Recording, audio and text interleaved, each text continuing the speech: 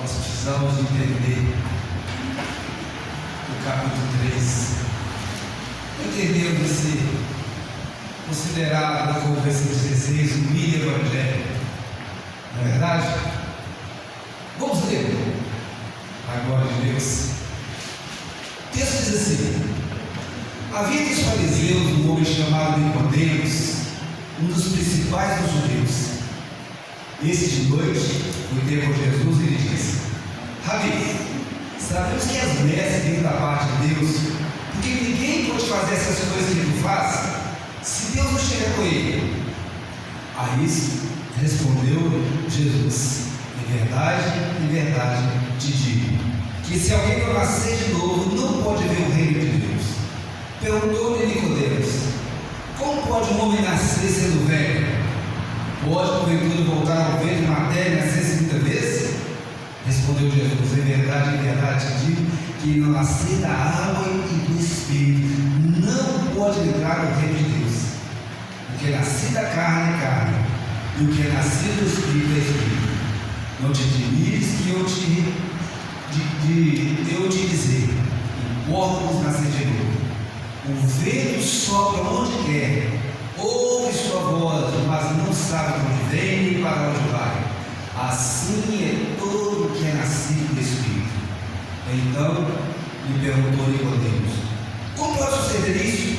Acudiu Jesus: tu és mestre em Israel e não compreende essas coisas? Em verdade te digo que nós dizemos que sabemos e testificamos que temos o visto, contudo não aceitamos o nosso testemunho. Se tratando das coisas terrenas não creres, como crereis se nos falarem celestiais? Olha, ninguém subiu ao céu senão aquele que de lá desceu, a saber, o Filho do Homem que está no céu. E do modo porque Moisés levantou a serpente no deserto, assim importa que o Filho do Homem seja levantado, para que todo que nele crê tenha a vida eterna. Porque Deus amou o mundo de tal maneira que deu seu Filho unigênito, para que todo que nele crê não pereça, mas tenha a vida eterna. Amém? Senhor, fala o nosso coração nessa manhã. Fala, Senhor Deus amado, Deus, ao coração de cada um dos teus filhos e filhas. Que a tua palavra fique gravada, Senhor, em cada coração, Senhor. Deus, que ela não seja simplesmente, Senhor, que ele não seja simplesmente ouvinte, mas que seja, Deus, para colocarmos em prática cada dia, porque é a tua palavra que estamos ouvindo, e essa palavra que nós temos do Espírito Santo. Fala através do teu servo essa manhã, Senhor, para o louvor da tua glória, é que pedimos e oramos no nome santo do nosso Senhor e Salvador Jesus Cristo, hoje e sempre. Amém. Amém. Amém?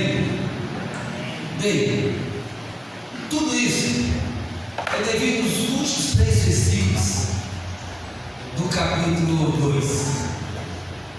Jesus estava em Jerusalém durante a festa da Páscoa e muitos, vendo os sinais que ele fazia, creram no nome de Jesus. Creram em tudo aquilo que Jesus fazia, creram no seu nome. Mas só que o texto diz que Jesus não confiava em Deus, que ele bem sabia e conhecia o coração do ser humano, o coração humano. Então, e havia observadores, muitos observadores, vendo tudo aquilo que Jesus fazia, tudo que Jesus realizava. E chegou a noite e veio um homem, cujo nome nós falamos Nicodemos, que era um dos principais dos fariseus, daqueles que se julgavam os guardiões da lei, e que nada, nem motivo, nada poderia estar contra aquilo que a lei dizia. E esse homem foi procurar Jesus. E ele, cheio de Nicodemos, ele sobrepujou, ele subjugou todos os riscos que poderia ser considerado, né? Todo entrave, todo impedimento para se aproximar de Jesus. O fariseu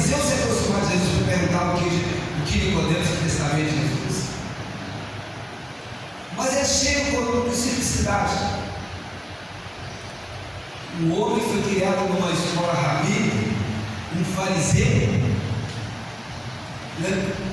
Portanto acostumado com, na verdade, com o enfadonho, com o convencional, com a religiosidade, né? Por ser,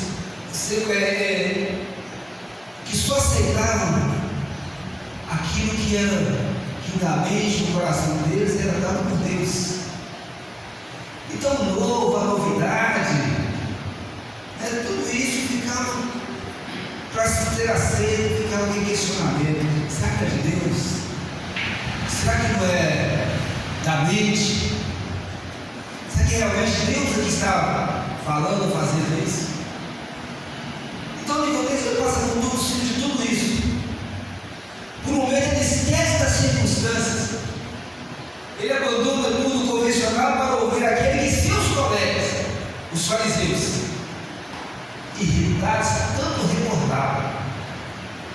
Na concepção deles, Jesus era um ignorante, intruso, vindo do norte, e Jesus ele era do sul, né? Mas ele veio do norte, na Galileia, Nazaré.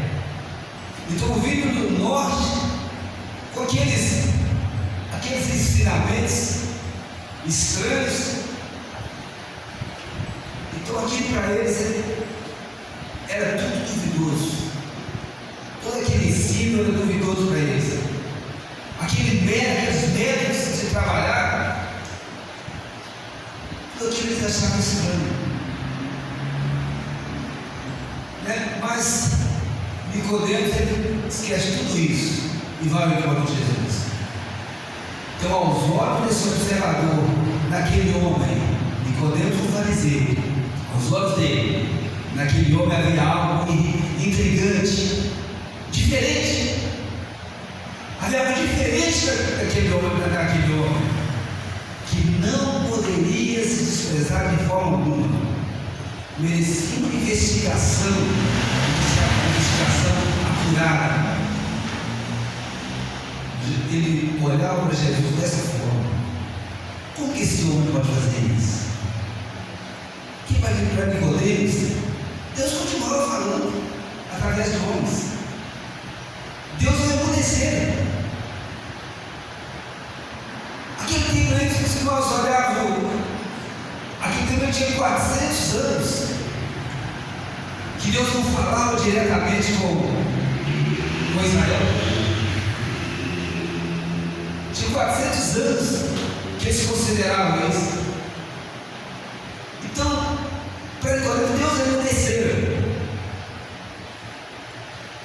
E isso para ele era uma questão humildemente considerada, né? Essa era uma questão humildemente considerada por esse observador. Olhando os feitos, os atos de Jesus, as palavras de Jesus. E ele chega diante de Cristo. Rabi, com todo respeito, ele chega diante dele. Porque a vida de Jesus e os seus feitos diziam: Jesus não era simplesmente um mestre. Para ele, Jesus era um rabi. O rabi, ele era aquele que era considerado, era muito respeitado. E Nicodemo olhava para Jesus dessa forma. Eu sei que isso é mestre da parte de Deus. Porque ninguém faz isso que o Senhor faz. Ninguém opera esses milagres. Ninguém simplesmente passa a mão nos olhos de um cego que começa a enxergar. Ninguém para assim, ele pega o teu leite e anda com um paralítico. Eu sei que nós sabemos que o Senhor veio da parte de Deus. Mas Jesus responde a ele: aquele que não nascer de novo não pode ver o reino de Deus. Aquele que não nascer de novo não pode ver o reino de Deus. E aquilo deixa Nicodemo intrigado. Como pode ser isso? E como pode ser isso? Mas antes não se olhava em Lucas, Jesus fala assim: o o Reino de Deus, Ele não está lá. Ele está lá, Ele está lá. O Reino de Deus, Lucas, lá em Lucas 17, se você for olhar lá no verso 20, 21, 21. O Reino de Deus, Ele está entre vós, Ele está em vós. Então pergunta, para ele. Fala com ele, Jesus responde para ele. Quem nasceu de novo não pode ver o Reino de Deus. Então, sendo assim, nós que somos nascidos de novo, percebemos o reino. Quando nós olhamos lá em Lucas, você pode olhar lá em Lucas, quando nós olhamos a partir de Lucas, nós podemos ver nós que nascemos de novo, você que nasceu de novo, eu que nasci de novo, que essa convicção que está no coração de cada um de nós, desse novo nascimento, nascer igual, que a palavra nascer de novo no grego, tanto nascer do alto, ou como nascer de novo é a mesma coisa. Nós que nascemos de novo, nós que nascemos do alto, nós podemos perceber o reino a partir de nós mesmos. O que Jesus realizou na sua vida? Houve transformação. Há uma transformação naquilo que Deus fez na sua vida através de Cristo. Há uma mudança de atitude, de ações e práticas. Então nós percebemos a partir de nós mesmos. Você o percebe a partir de você. A pessoa que ainda não experimentou ou nasceu de novo, pode até perceber no outro,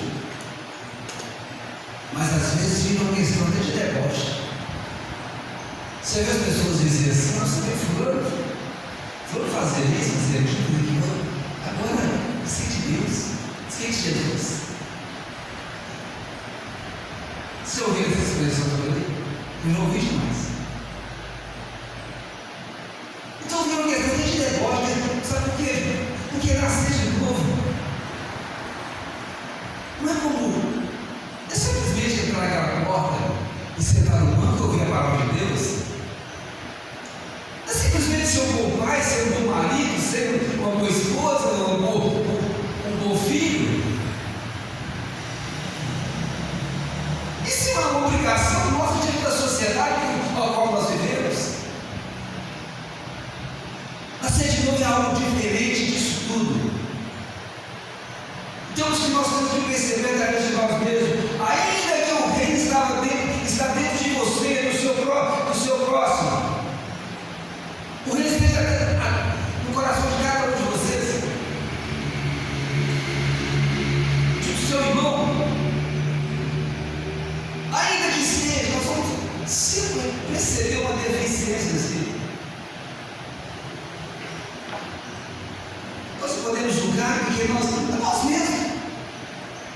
O reino de Deus está aqui, mas não há perfeição em Ele, porque eu não me tornei perfeito. Eu não sou perfeito, então o reino de Deus, então o seu irmão não é perfeito. Então não podemos ficar julgando as atitudes, as ações das pessoas. Nós vamos sempre enxergar o reino de Deus, nós não enxergamos às vezes a sua plenitude. Vem aqui, eu enxergo a sua plenitude. Eu enxergo às vezes de uma forma opaca, com uma visão opaca, sem brilho, muitas vezes sem aquele brilho com o qual ele tem. Devido às minhas imperfeições. Por quê? Por que isso? Em razão do pecado que está sempre nos assediando. Sempre é o resquício do pecado. Então nós, nessa carne, nós nunca vamos chegar à perfeição, conseguir viver o reino da sua perfeição. Esse corpo, essa minha visão, mente, essa mente, a sua mente, o seu corpo, a sua visão. Nós sempre encontraremos na mente, nós sempre encontraremos imperfeição em nós mesmos. E às vezes o outro. Estou diante dizendo isso, mas não podemos julgar o outro. Mas eu mesmo enxergo as minhas imperfeições. Por isso eu tenho que me dobrar diante de Deus muitas vezes e dizer: Senhor, me perdoe. Eu sou pecador, eu reconheço que sou pecador, eu reconheço que sou miserável. O próprio apóstolo Paulo, miserável homem que sou, quem me livrará do corpo dessa morte? Porque nós não tivermos zelo, cuidado, nós não temos que nos rabemos. O reino é apresentar de forma perfeita. Quando ele só será apresentado de forma perfeita, e sempre será. Nós não conseguiremos, mas nessa vida nós só vamos enxergar o reino de forma perfeita na pessoa de Cristo Jesus. Você pode até perguntar, mas como que eu vou enxergar esse mundo? Enxerga. Você vai enxergar o reino de forma perfeita na pessoa de Jesus. Como? A leitura da palavra de Deus, a reflexão do que você está lendo nos evangelhos, ou em toda a palavra de Deus. Não é só a leitura, a reflexão, a comunhão com Deus primeiramente, com o seu próximo, com o seu irmão, com a igreja.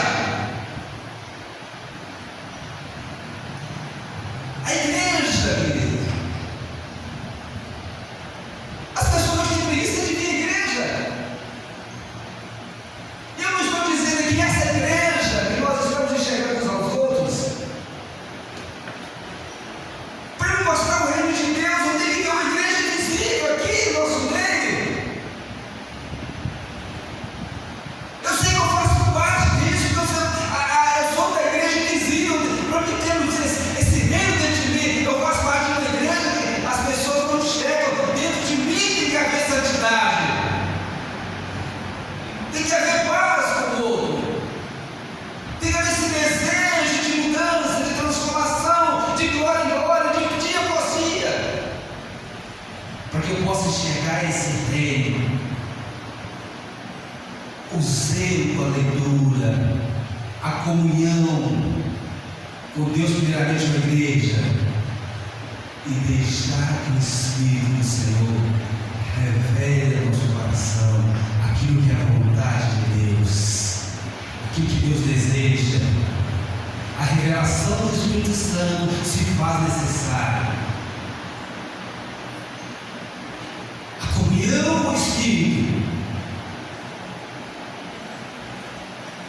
Mas ainda não chegamos ao centro da questão. Nascer da água. Eu vou falar com vocês uma coisa. Eu procurei vários livros, há tempos que eu procurei, desses dias não, mas há muito tempo eu procurei vários livros. O que é nascer da água? Eu fui em Lutero já que era nascer do batismo. Fui em outros.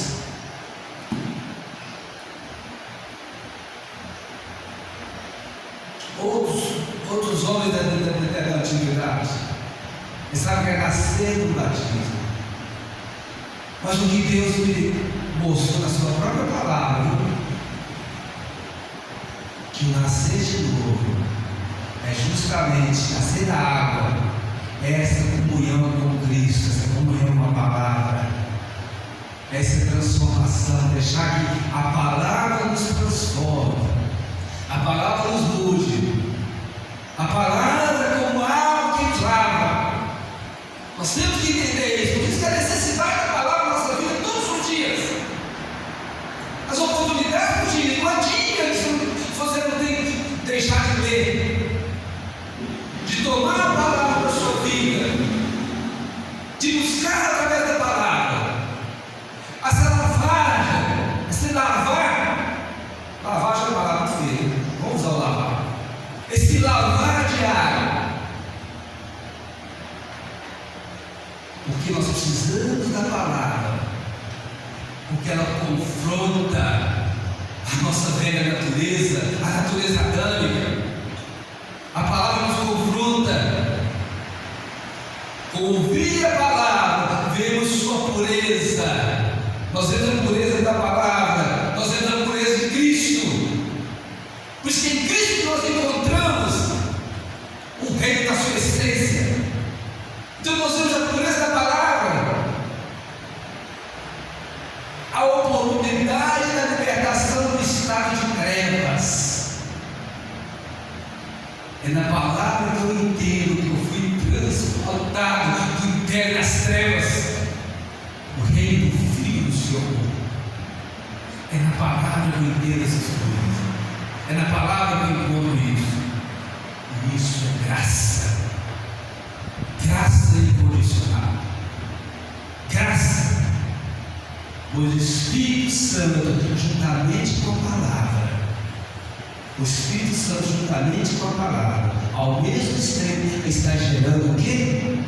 O novo nascimento, o novo homem, segundo Coríntios 5,17. Assim aquele que está em Cristo, nova criatura é. As coisas velhas, elas vão sendo abandonadas, as coisas já passaram. Eis que tudo se fez novo, ou se faz novo. Tem que se fazer novo, as coisas têm que se fazer novas em nossa vida. Nós temos que ter novos desejos. Nós temos que entender que nós amamos a Deus. Por que nós amamos a Deus? Por que você ama a Deus? Por que você ama a Deus? Responde para si mesmo. Que eu vou te responder da forma mais simples que a palavra me fala. Me mostra. Porque Ele me amou primeiro. Deus me amou primeiro. Eu conheci Deus porque Ele se revelou a mim. Não foi eu, não foi a leitura minha. Porque, vou falar com vocês a verdade. Eu fui criado em igreja evangélica. Mas Deus se revelou. O dia que eu conversei, o Senhor para mim falou: onde que está a carta de divórcio da vossa mãe, pela qual ela tem repudiado?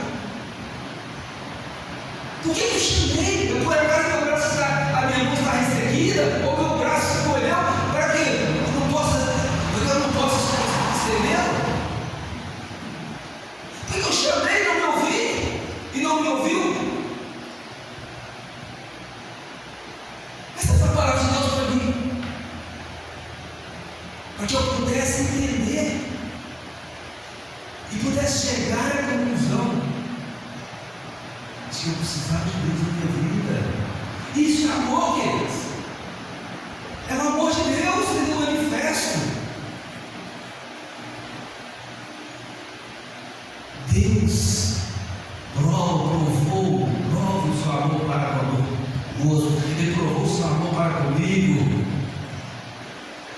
Que mesmo ter nascido numa igreja evangélica, era pecador, vivia no pecado, vivia nas trevas.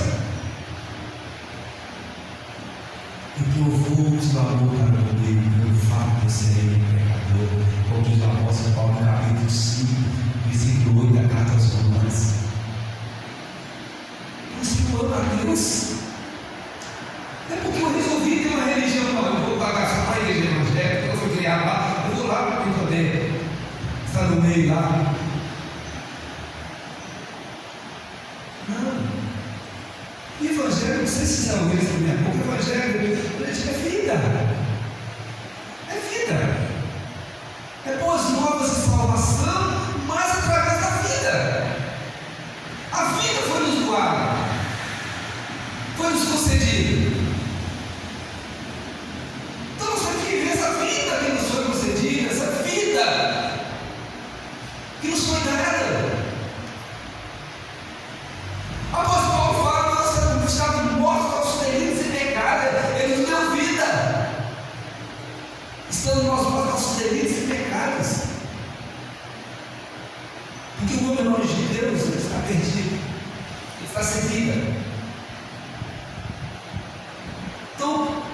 Nós vimos isso. Então, o nascer da palavra, a oportunidade de libertação está de trevas. É graça, pois o Espírito ao mesmo tempo está gerando um novo homem, segundo Deus. Em Cristo, pois a fé, né? Segundo Deus, o homem segundo Cristo, pois a fé que vem pelo ouvir, e o ouvir a palavra, ela impregna o nosso coração para uma nova realidade. O Espírito nos traz isso para ele, vai revelando, e nós vamos entendendo que a nossa justificação ela só vem por intermédio da cruz de Cristo. Tudo isso é graça, e nós estamos agora em paz com Deus. Vivemos em paz com Deus, porque éramos inimigos de Deus.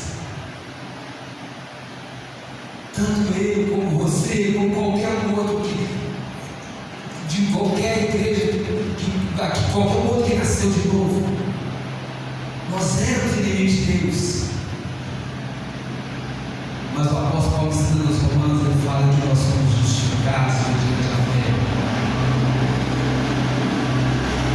Porque Deus, Ele nos separou antes da fundação do mundo e nos revela a sua graça.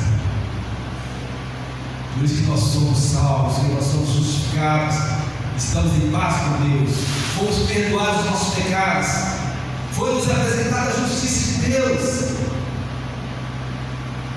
A justiça de Deus foi nos apresentada, foi nos concedida, e nós hoje, pela graça, estamos livres da condenação, livres. Novo nascimento, nascer de novo, é regeneração, é a única forma de nos livrarmos da morte eterna, da condenação, porque nós estamos dizendo que cremos no sacrifício vivo, santo e agradável a Deus, foi realizado ali na cruz do Calvário. Cremos em Cristo Jesus na sua obra redentora por nós.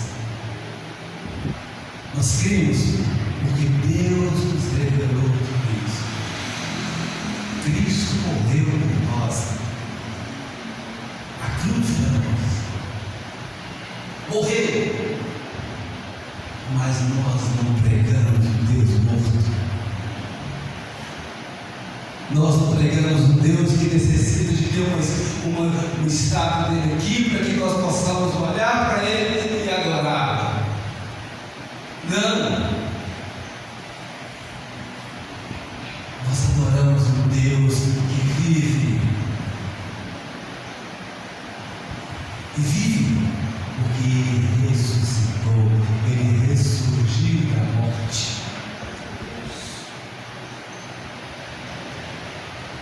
Por isso nós pregamos um Deus vivo. E é o único Deus, o único Senhor, sobre tudo e sobre todos. É o Deus de toda a glória. O Senhor é o seu nome. Ele é Senhor sobre todas as coisas. O que precisamos de tudo, para tudo isso?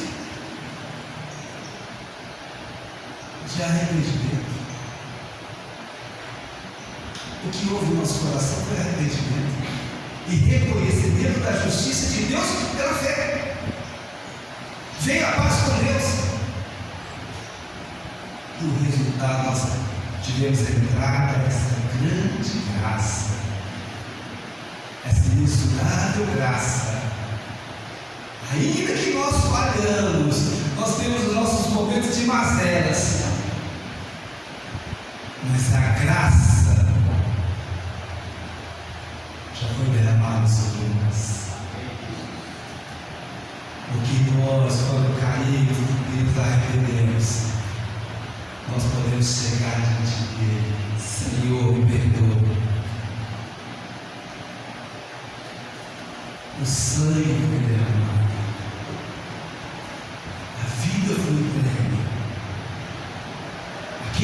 justo se tornou pecado por mim. Que merecimento eu tinha disso? Nenhum. Tudo foi por amor. Querido, agora nós correspondemos esse amor hoje. Como igreja de Cristo, nós estamos correspondendo esse amor hoje. Nós estamos correspondendo cada sofrimento, cada chibatada de Cristo que Ele tomou por nós, cada desaforo que Ele ouviu, que eu não precisava de ouvir, cada momento da sua via cruz. Será que nós estamos correspondendo esse amor que Ele demonstrou por nós como igreja do Senhor? Que cada um responda para si mesmo. Será que nós estamos correspondendo a isso tudo hoje, nessa geração? Será que nós estamos tendo zelo com o Evangelho que nos foi revelado, com o Evangelho que nos foi concebido, ao ponto de nascermos de novo? Porque eu não venho à igreja simplesmente porque eu venho à igreja. Eu entro naquela porta como um adorador que adora esse Espírito de verdade. E a minha adoração não é nesse culto público, nesse culto comunitário. A minha adoração é 24 horas por dia. Nós adoramos em todos os instantes. Por isso que os nossos atos, nossas ações, tudo que nós fazemos, tudo que nós praticamos, tem que estar de acordo com aquilo que nós recebemos. Então nós temos paz com Deus. E Jesus continua para Nicodemos, depois de dar você que não nascer da água, que não nascer da palavra, para ficar mais fácil, e do Espírito. O que nascer da carne é carne, o que nascer do Espírito